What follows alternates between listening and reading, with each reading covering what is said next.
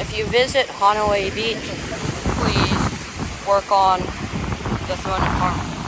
The coordinates to where this are in the description and comment. So, once you come across this,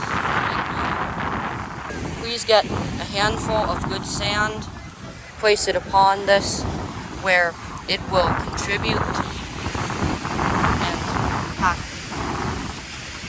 Once you have done that, you may feel free to place sticks anywhere out here all the way up to here.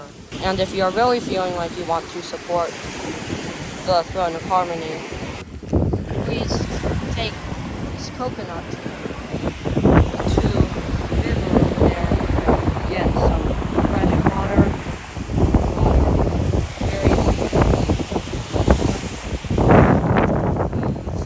On the throne of harmony, as you've already seen, there is the coconut that you can drink water. There's this big block that was found in the water, bird of paradise, a bunch of random leaves, bamboo, and this palm thingy.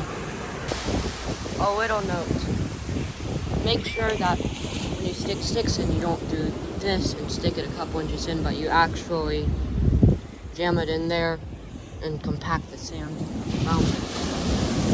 And this is a walk around of the throne of harmony at this point.